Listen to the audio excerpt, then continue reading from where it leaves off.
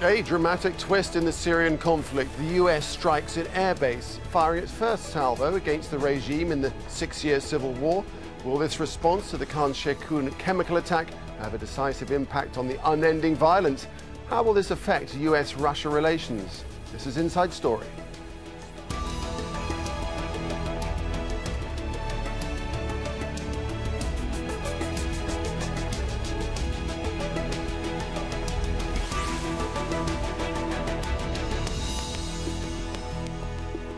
Hello there, I'm Nick Clark and welcome to Inside Story.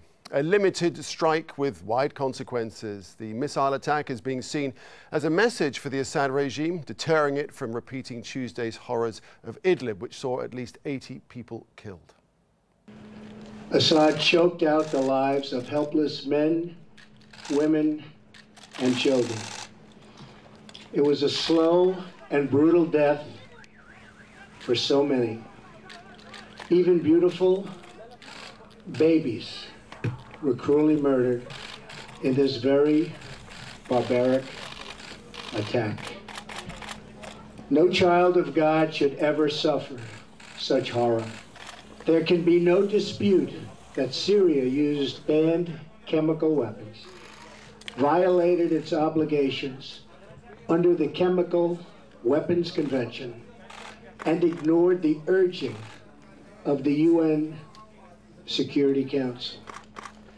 Years of previous attempts at changing Assad's behavior have all failed, and failed very dramatically. Well, the US intervention may come as a shot in the arm for the Syrian opposition, reeling under a government offensive backed by Russia in recent months. Moscow's response has been swift, calling the US intervention an act of aggression. The UN Security Council has met at Russia's request. Allies rallied around to support Trump. The military action could be a masterstroke in deflecting the growing criticism at home. Well, let's take this on. Joining us today, first of all, from London, Haid, Syria researcher and associate fellow at Chatham House. Welcome. From Washington, D.C. by Skype is Ambassador Kurt Volker, a former U.S. ambassador to NATO. And from Moscow, we're joined by Pavel Felgenhauer, a Russian defense and military analyst. Gentlemen, welcome to you all. Pavel, if I could start with you in Moscow. Did you see this coming? Well, I believe that this is possible, actually, that if there will be an American response, and the Trump administration could see that as an important way to demonstrate its capabilities and its firmness. It would be, of course, a cruise missile attack. That's the weapon of choice. If you begin an attack at well-defended targets, and don't want to risk American lives. So you wouldn't think that President Putin was necessarily taken by surprise by this? Well, it was, any specialist would tell you that that is possible. The most believe that the Trump administration will just issue one more serious warning of consequences to Damascus. But this apparently under siege in America, and with a totally disastrous first 100 days, Trump decided that now he can act, and this would bring him, well, a lot of political capital. And right, well, those are all things. Right thing at the same time. Those are all things, Pavel. So we're going to be discussing all of those things as the program goes on. Ambassador Volker, if I can come to you, the question is, well, the White House says this is a one-off. Is that so? Well, I think at this point, yes. But that doesn't mean it'll be the only one-off, depending upon what Syria does in the future. I think it's a shot across the bow on the use of chemical weapons, that crosses a line and is unacceptable. I think that's very constructive. I think it is also meant to show others in the world that the Trump administration is prepared to take action if needed. Hopefully it's not needed. And so I think that's also a one-off from that perspective. Finally, I think it's interesting, you know, Secretary Tillerson and Foreign Minister Lavrov are meeting today. And I think that it's a salutary thing for that discussion, because it's going to signal to Russia the U.S. is prepared to take a tougher role in Syria, and we'd like to work together with Russia rather than see ourselves in opposition to Russia. Okay, well, let's hear now from the Syrian government point of view. The Syrian military is saying that the US strikes violate international law and encourage armed groups to use more chemical weapons. The justification given by the United States with the pretext of use of chemical weapons by the Syrian army in Khan Sheikhoun without establishing the facts and identifying those responsible will send out the wrong messages to the terrorist groups and encourage them to continue to use chemical weapons in future when they suffer losses on the ground. This act of aggression aims at undermining the Syrian army's capabilities in fighting terrorism.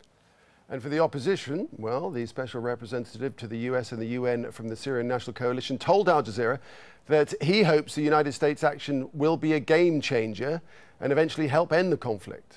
We welcome these strikes. We think they are first good steps, but we would like them to be part of a bigger strategy that would put an end to the mass killing, to an end to impunity, and eventually we hope that they would lead to the kind of political transition that both the Geneva Communique, UN Security Council resolutions advance, and from our point of view, there is no role for those who committed these horrible attacks, including the use of chemical weapons against Syrians, I mean Assad.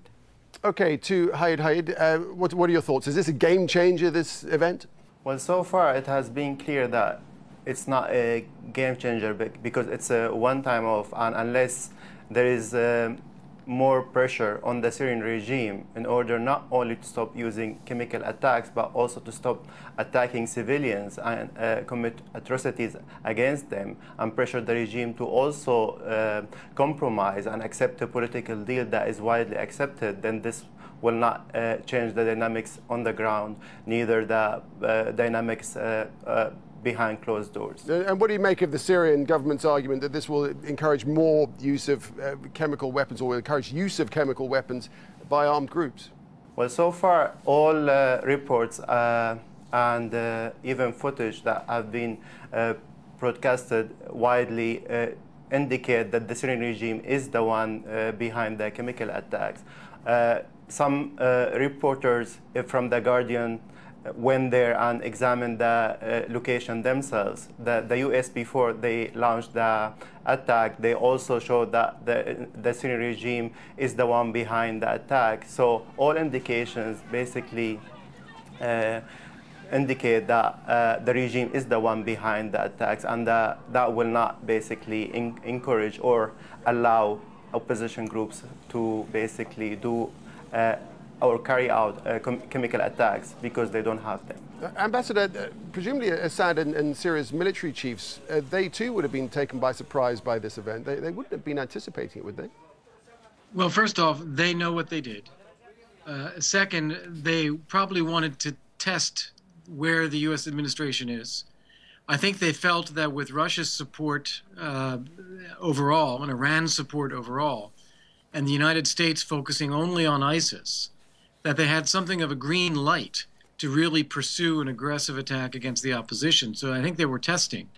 And I think they may have been surprised by the speed and the strength of the response, but now they know that. And hopefully that will cause them not to pursue that course again. Okay, well, we'll chew over that in a minute. But everyone, of course, is watching Russia very closely. And Russia's foreign minister, that's Sergei Lavrov, says that the U.S. action undermines attempts to find a political solution. What happened will benefit those who want to undermine negotiations in Geneva and Astana and create a pretext for a shift from a political solution to the military change of the regime. It all further damages the US-Russian relations. I hope this provocation will not lead to irreversible consequences. We will have to make our conclusions about the future relations with Washington.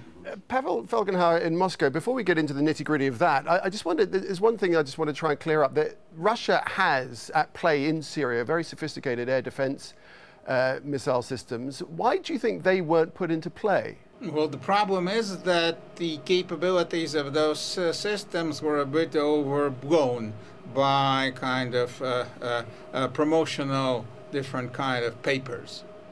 These systems have been deployed to defend the Russian bases in Khmeimim and in Tartus.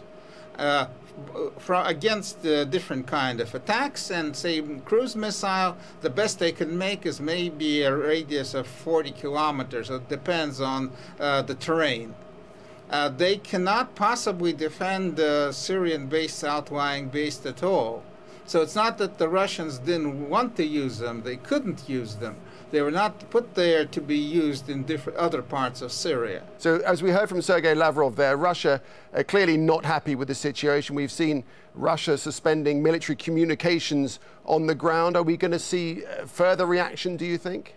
Well, it's not on the ground, it's the communication between the two militaries to avoid clashes. I believe that's a political statement. Not that the Russian military or the American military want to clash with each other, really. But this statement is aimed at the American public, at the American Congress, that if this is not a one-time event, and that's the main fear in Moscow, that this may not be a one-time event, that this could be the beginning of a sustained campaign to take down Assad, to create no-fly zones. And then Russia says, well, we may begin to kind of militarily intervene, that there can be clashes. There's the growing risk of a Russian-American direct confrontation, which no one wants, of course, because that could escalate into something nuclear. So that's a political statement. I don't believe that right now we're really moving into the period where Russian and American fighters will be fighting each other in the skies of Syria. Right, Ambassador, and that's the thing, isn't it, that neither Russia nor the United States will want to escalate this, one assumes. Absolutely right. Absolutely right. I think what we have is a U.S. that's concerned about ISIS, a Russia that's concerned about its position in Syria, an Assad regime that has become a problem in that relationship. And I think this now opens a pathway to discuss what's really going to happen after ISIS going forward. How do we settle Syria? And Haid, Russia says that it's not tied to the Syrian regime. How concerned will President Assad be now about Russia's position? Do you think anything will have changed in that relationship because of what we've seen in the last 24 hours? I don't think that anything has changed in the relation between the between Russia and the Syrian regime, because as everyone said so far, it's a one-time thing, and as long as it doesn't escalate into a wider conflict, I think the Russians will continue their support for the Syrian regime, and the Syrian regime will continue its war against opposition groups inside Syria. And Haid, do you feel that this military action that we've seen and this kind of threat of military action may just hang in the air a bit and provide some impetus to the diplomacy that we've seen fail time after time after time, but it might actually give it some momentum now? It will be difficult to see how one strike will be able to change the dynamics and force Assad or pressure Assad to basically compromise. I think for that to happen, we need to see a wider strategy that aims not only to conduct targeted attacks against the Syrian regime, but also to increase the support given to rebel groups on the ground in order to make advances and threaten once again the Syrian regime inside Syria. Ambassador, what are your thoughts about that? As far as diplomacy is concerned, will this have any effect on ongoing talks? Well, I think it will. I think it will. I think until now, the United States has been focused only on getting rid of ISIS, really not caring so much about what comes after in Syria. Russia, meanwhile, has been backing the Assad regime very strongly together with Iran. I think this is now all in play again. I think the U.S. is starting to see that you can't have a stable solution in Syria with Assad in power or trying to control all of Syria. I think Russia has in the past indicated its interest is more in the regime itself and its access to bases in Syria as opposed to Assad as a person. And so I think there is now some room for dialogue between Russia and the United States over what a solution starts to look like. Right. Let's move on to the Donald Trump and the domestic situation. From the U.S. perspective, this has undoubtedly been a win-win for Donald Trump. And perhaps Pavel Falkenhauer deflecting from his current tricky domestic situation. Is that how Moscow might view the situation?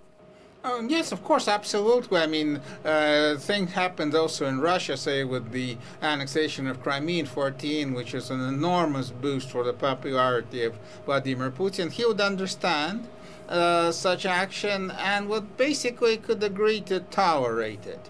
But there should be deals, and when the Secretary of State comes to Moscow next week, the Lavrov and, of course, primarily Putin will try to kind of begin to strike some kind of lasting deal on how the spheres of influence fall in the Middle East, giving and taking.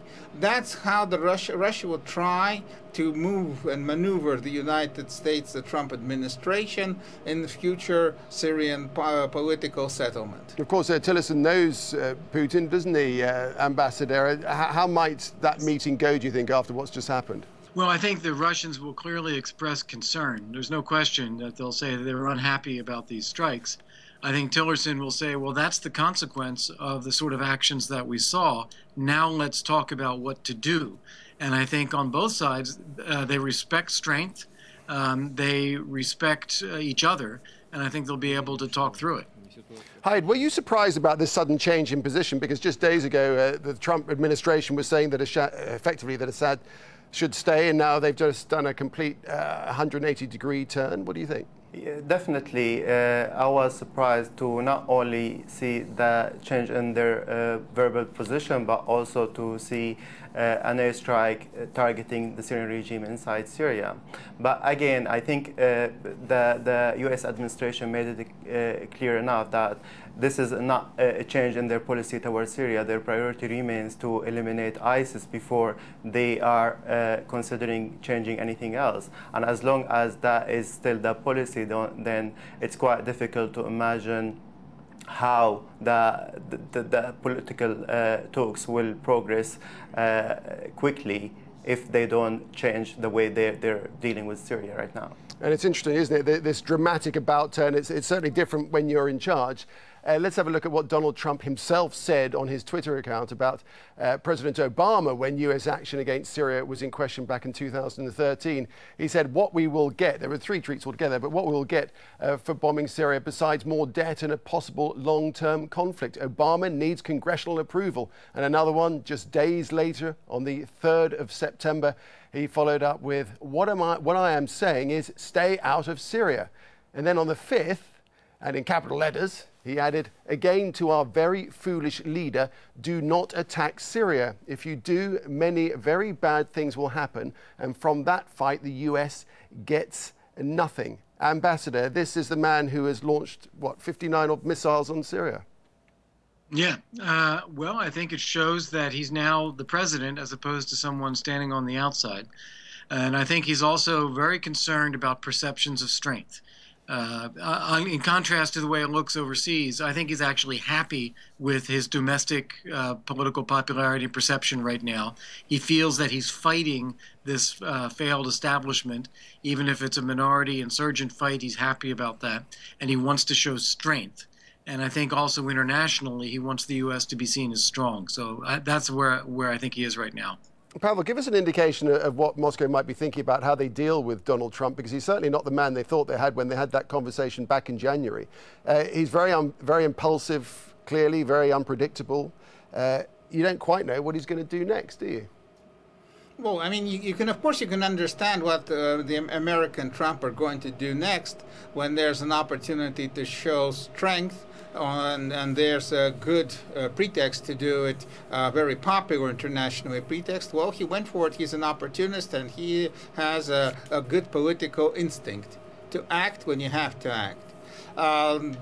Dealing with him, yes, there'll be problems because right now, after so many years after the end of the Cold War, Russia's really depleted in good specialists in American politics. So we don't fully understand what's happening in Washington, D.C., and sometimes make very serious blunders in that misunderstanding.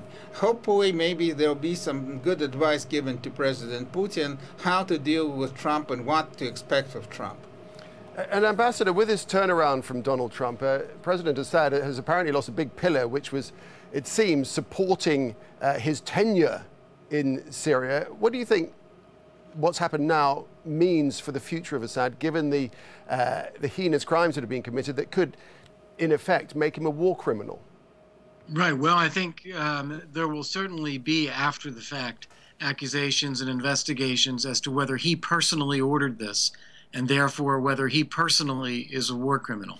The action itself, the deliberate attack on civilians and the use of chemical weapons, are themselves war crimes, but assigning that blame personally would be the result of investigations. As for his future, I think there are a couple things. One of them is I don't think we're going to see more use of chemical weapons anytime soon. Second, I think Assad will not be in a position to govern all of Syria ever again.